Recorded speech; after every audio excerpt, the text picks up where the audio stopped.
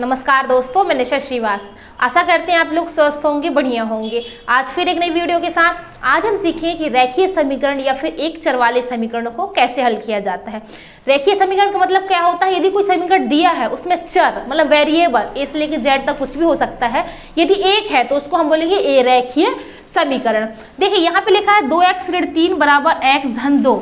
इन समीकरणों को हल करने के लिए हम यदि नियम जानते हैं, नियम कैसे? चिन्हों का पक्षांतर। जैसे कि मान लीजिए यहाँ कोई ऋणात्मक संख्या है, उसको उस पक्ष में हम पक्षांतर करेंगे तो वह धन की हो जाएगी, और यदि कोई संख्या धनात्मक है उस पक्ष में जाएगी तो ऋण की हो जाएगी। मान लीजिए कोई चिन्ह या फिर कोई संख्या इंटू में दी हुई है, गुणा में दी हुई है, यदि उसका हम पक्षांतर करेंगे उस पक्ष में जाएगी तो वह भाग में हो जाएगी, और यदि कोई संख्या भाग में दी हुई है या फिर बटे में दी हुई है उस पक्ष में आएगी तो वो किस में हो जाएगी?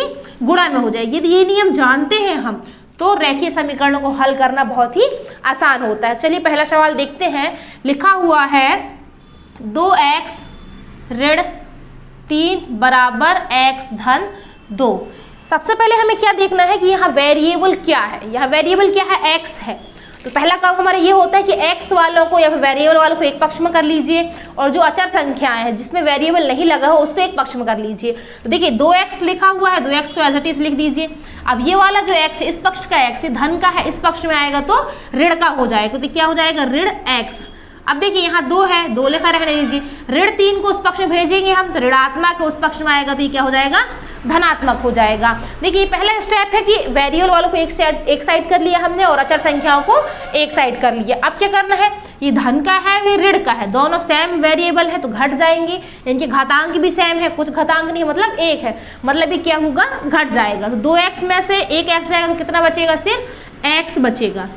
इसमें 2 है, इसके आगे कुछ नहीं है, मतलब क्या है? 1 है, तो 2 में से 1 गया 1 और x एज इट इज रहेगा। अब 2 और 3 धन के दोनों जुड़ जाएंगे तो क्या आ जाएगा? x बराबर ये आ जाएगा 5। ये इस पहले का आंसर हो। इसी प्रकार प्रश्न दूसरा देखते हैं। देखिए प्रश्न दूसरा लिखा हुआ है 5t ऋण 3 बराबर 3t ऋण 5। यहाँ पे वेरिएबल क्या है? t है, तो t वालों को हम एक पक्ष में कर लेंगे, और जो t जिसमें t नहीं लगा, जो नॉन वेरिएबल है अचर संख्या है, उनको एक पक्ष में कर लेंगे। तो देखिए ये 5t लिखा हुआ है, 3 इस पक्ष में आएगा तो किसका हो जाएगा? ऋण का हो जाएगा। क्यों? क्योंकि उस पक्ष में ये धन का है, इसका पक्षांतर होगा तो ये ऋण का हो जाएगा। अब देखिए ऋण 5 लिखा हुआ है, ऋण 5 यहाँ पर एज इट इज रहेगा। ऋण 5, ये ऋण 3 को उस पक्ष में पक्षांतर करेंगे तो ये धन का हो जाएगा, ये 3। अब देखिए अब ये दोनों किसके हैं? धन का है, एक ऋण का है। इन दोनों के बीच में क्या हो रहा है? घटाना, मतलब ये घटाव हो रहा है। तो 5t में से 3t जाए, कितना बचेगा? 2t बचेगा या फिर 2t बचेगा। अब ये ऋण का है, वो धन का है। ऋण और धन की संख्या वैसे क्या होती है? घटती है। चिन्ह किसका रहता है? बड़ी संख्या का। बड़ी संख्या चिन्ह किसका है? ऋण का है, इसलिए आंसर में यहाँ ऋण आएगा, और 5 में से 3 जाएंगे तो कितना बचेगा? 2। अब देखिए 2t इन दोनों के बीच में क्या हो रहा है? गुणा हो रहा है। जब गुणा वाले का हम पक्षांतर करते हैं तो किस में जाता है? वो भाग में जाता है। देखिए ये गुणा का चिन्ह यदि किसी अंक में है या फिर गुणा में लिखा हुआ उस पक्ष में जाएगा तो किसका हो जाएगा? भाग का हो जाएगा। तो t को एज इट इज लिखा रहने दीजिए, ऋण 2, ये वाला ऋण 2, और जो गुणा में था 2 तो इस पक्ष में आएगा तो ये भाग में हो जाएगा। तो 2 में से 2 कट जाएंगे तो t बराबर क्या बचेगा? यहाँ कुछ नहीं बचा, मतलब ऋण का 1 बचेगा। तो t बराबर कितना आ जाएगा? ऋण 1 आ जाएगा।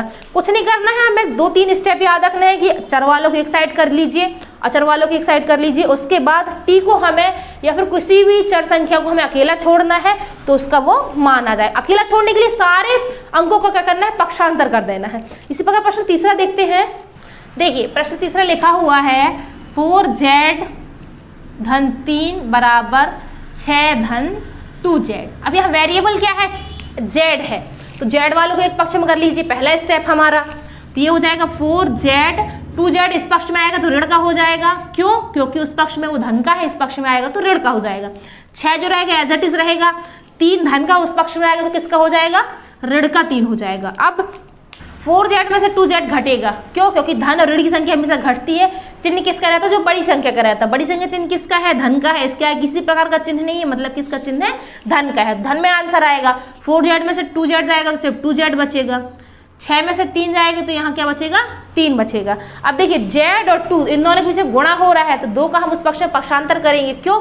क्योंकि हमें z का मान चाहिए है चर संख्या का, और हम इसको अकेला छोड़ना पड़ेगा। इसके लिए हम 2 का उस पक्ष में पक्षांतर कर देंगे। 2 इंटू में था तो उस पक्ष में आएगा तो किस में हो जाएगा? भाग में आ जाएगा, मतलब 2 इसके बटे में आ जाएगा। तो z का मान कितना आ गया? 3/2। 2 आ गया। देखिए प्रश्न चौथा भी हम उसी प्रकार करेंगे।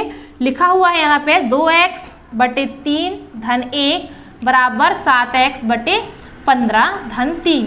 सभी को इसी प्रकार करना है। देखिए यहाँ 2x/3 लिखा हुआ है, 7x/15, तो हम वेरिएबल वालों को एक साइड कर लेंगे। ये हो जाएगा 2x/3। देखिए 7x/15 किसका, धन का है, इस पक्ष में आएगा तो किसका हो जाएगा, ऋण का, तो ये हो जाएगा ऋण 7x/15।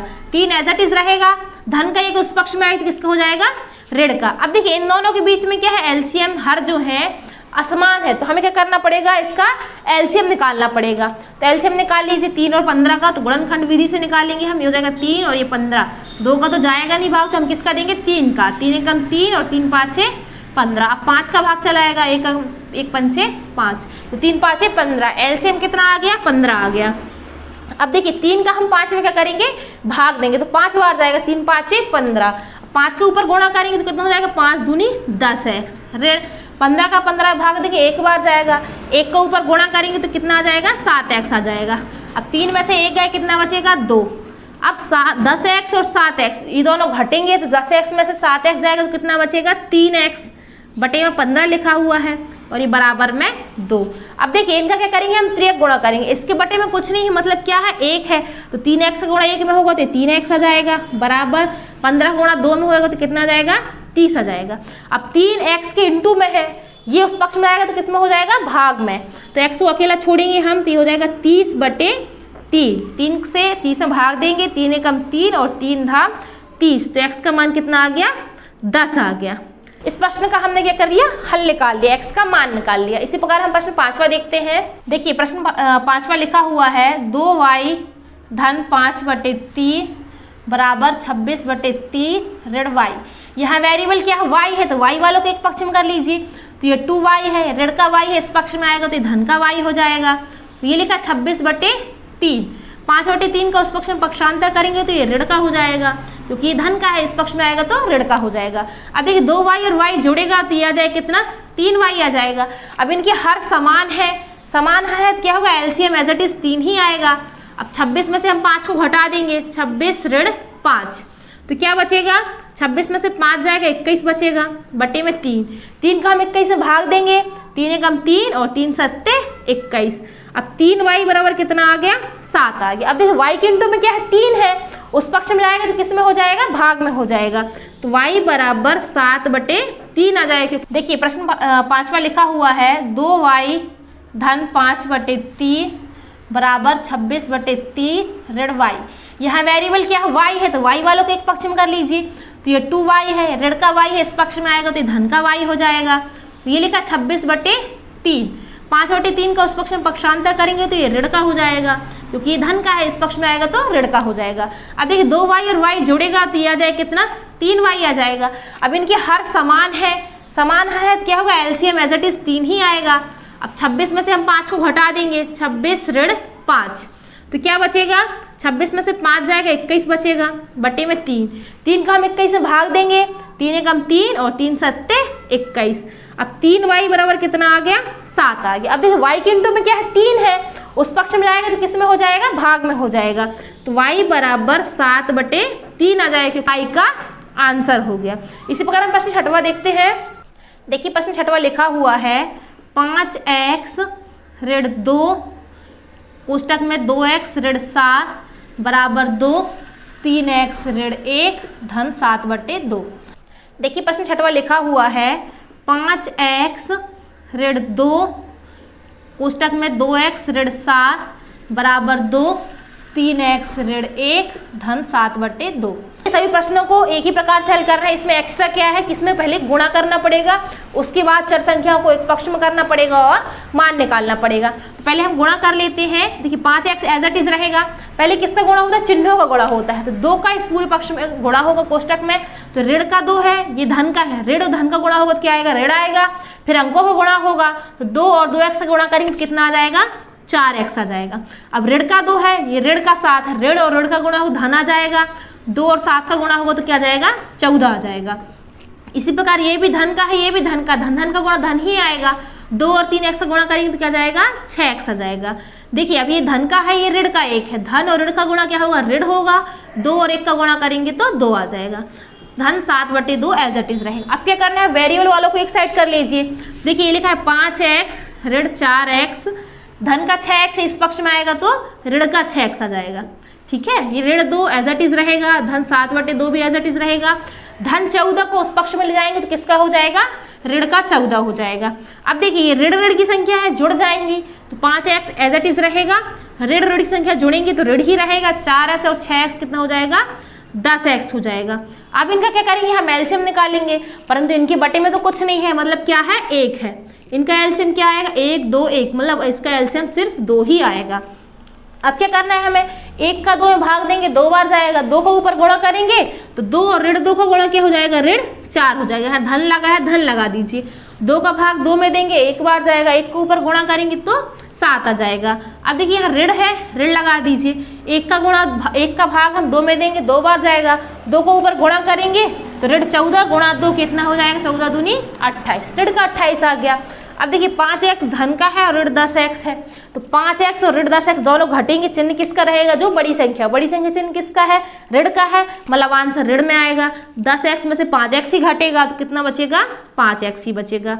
अब देखिए ऋण का 4 है, ऋण का 28 है, तो ऋण ऋण की संख्या हमेशा जुड़ती है, चिन्ह ऋण का ही रहता है, तो 4 और 28 कितना हो गया, ऋण 32, धन 7 एज इट इज रहेगा और बटे में 2 रहेगा। ऋण 5x को हम एज इट इज लिखा रहने देंगे। अब देखिए ऋण और धन की संख्या में से क्या होती है, घटती, चिन्ह बड़ी संख्या का, तो बड़ी संख्या चिन्ह किसका, ऋण का है, तो आंसर में ऋण ही आएगा। 32 में से 7 जाएगा तो 25 बचेगा, 25 के बटे में 2 आ जाएगा। अब इनका हम क्या करेंगे, त्रिक गुणा करेंगे, इसके बटे में कुछ नहीं है तो हम 1 मान लेते हैं। ऋण 5x और 2 का गुणा होगा कितना हो जाएगा, ऋण 10x हो जाएगा, और 25 ऋण 25 का गुणा 1 में करेंगे तो ये ऋण का 25 आ जाएगा। अब देखिए 10 के इंटू में क्या है, x है, तो 10 जो रहेगा बटे उस पक्ष में आएगा तो बटे में हो जाएगा, तो x को हम अकेला छोड़ देते हैं। ये ऋण 25 बटे में हम ऋण 10 को ले लेते हैं, तो ऋण ऋण क्या हो जाएंगे, धन हो जाएगा, ये 5 से कट जाएगा, 5 25 और 5 दूनी 10, तो x बराबर कितना आ गया, 5/2। इसका ये क्या आ गया, आंसर आ गया। कुछ नहीं, हमें 2-3 स्टेप याद रखने हैं।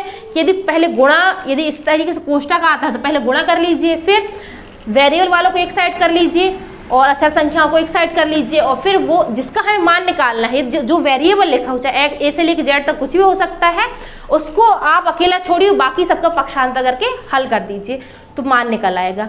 तो आशा करते हैं आपको हमारी वीडियो पसंद आई हो, तो हमारे चैनल को सब्सक्राइब कीजिए, लाइक कीजिए, कमेंट कीजिए, शेयर कीजिए और बेल आइकन को जरूर प्रेस कीजिए। मिलते हैं नेक्स्ट वीडियो में, तब तक के लिए धन्यवाद। जय हिंद।